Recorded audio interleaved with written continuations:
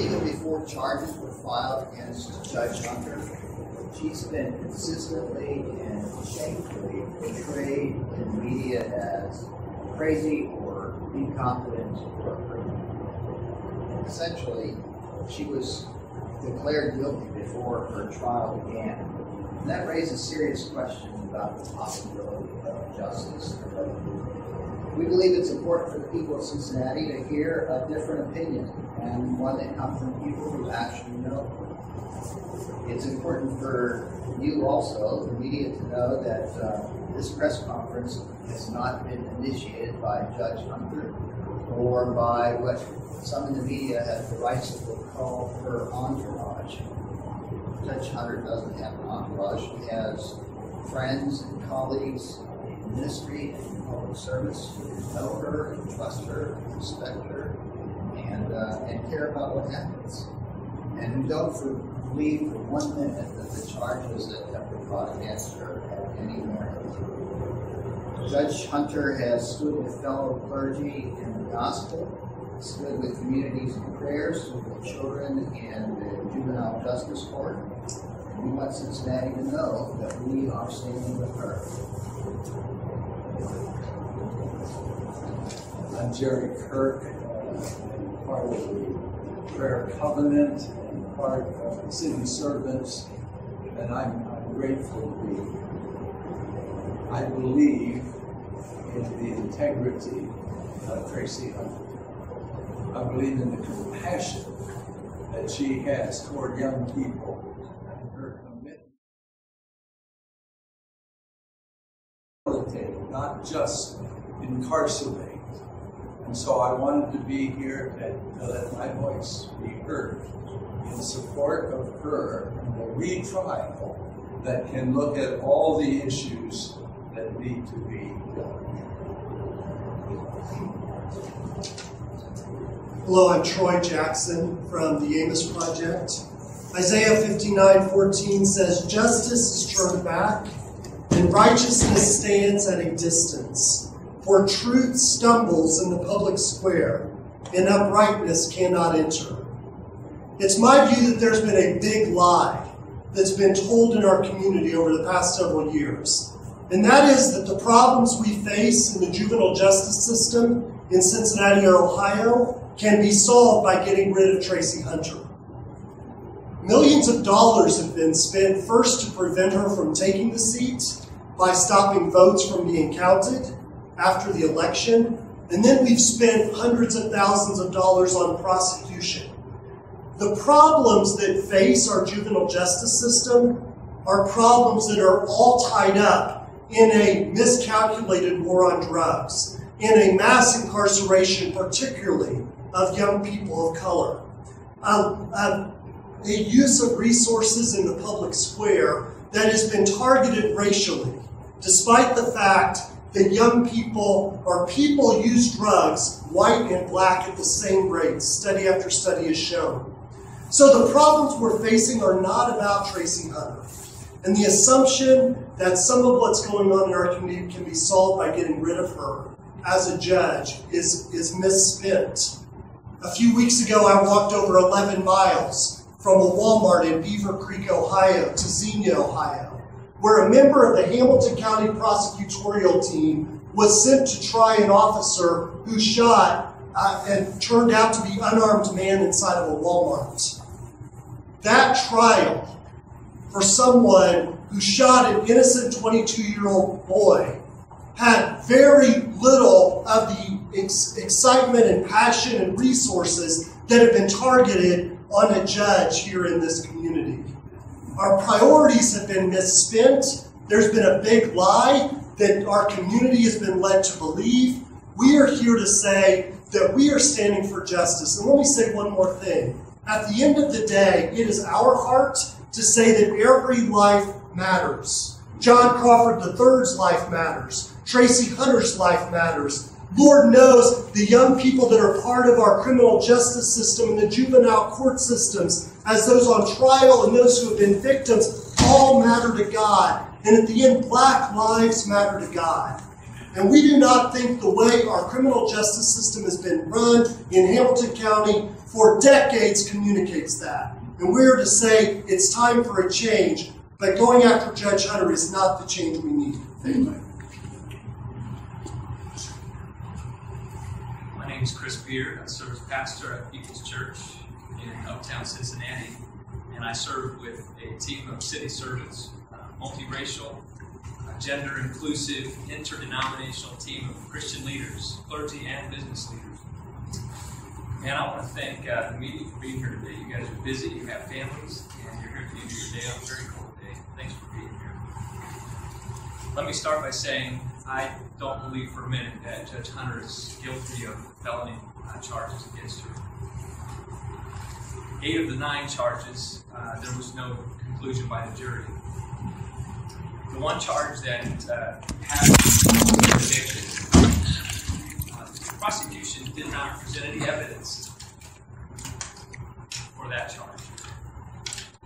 I believe there is no evidence. I don't believe that Judge Tracy Hunter committed that crime of providing medical records to her brother to help him in his situation firing from the juvenile court. I believe that we have a more racialized situation in our city than we understand. I don't think the intentions are to force things to be racialized, but the realities come up to our attention. And Tracy Hunter's helped bring those realities to my attention. I've known her 15 years. I trust her character. The reality is that there's 20% African Americans in Hamilton County. But the reality is also that about 85% of the arrests, charged, and convicted, and then those youth bound over to adult court, about 7 out of 8 of those are African American youth. So we have a problem in our city, and I'll tell you, I don't think it's unique to Cincinnati. I think we find this in major cities across the Great Lakes area, the Midwest, from Louisville to Milwaukee, from St. Louis to Pittsburgh. And it's time that we bring attention to these issues. Concentrated poverty, racially concentrated poverty is a factor. The way we police those in concentrated poverty instead of policing everyone the same is a factor. I think unconscious bias is a factor. And I know in my own life, it required having cross-racial friendships to begin to understand what life is experienced, what it's experienced like for someone of color in our city and in our country. I don't believe that Tracy is guilty of the crime she's been charged with. I believe what she's guilty of, if anything, is maybe a lack of experience, maybe not knowing how to reach out for help to her colleagues for the work that she had. But I also believe that she is someone who should be lauded for having brought to our attention the racialization of the justice system in the juvenile court of Hamilton County. She's the first woman, the first African American elected to be a judge in juvenile court, Hamilton County, in the entire history of our county. And the fact that so many youth are bound over to adult court, so many of them as African American, so many are charged and convicted for African American, disproportionate in a huge way compared to the population demographic makeup of our county. I think all of that begs the question, why? And I think we need to look deeper as to what's happening with Tracy's having been elected, having had a hard-fought election process, and then not having the support maybe she needed to do her job that she was called to do by the electorate as well as, I think, the Lord. So I really think there's more to this than meets the eye. And for me, I stand with Tracy and trust in her character. And I don't believe that she's guilty of the felonies that she's been charged with. Thanks for being here.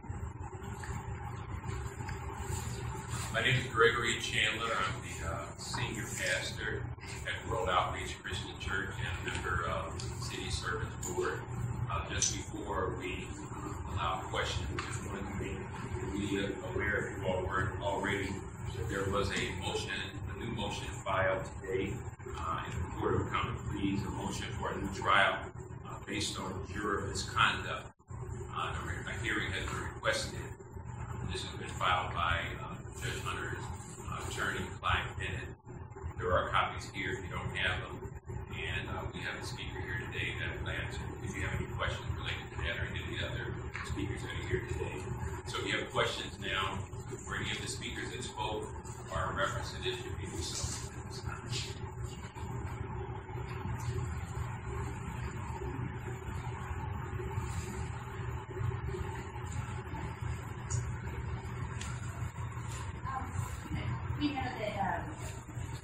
there's been some issues with Judge Hunter with the Supreme Court in the state of Ohio as well. Do you think that's part of this? I mean, how do you explain that? And her finding things late, she's been kind of chastised by that court.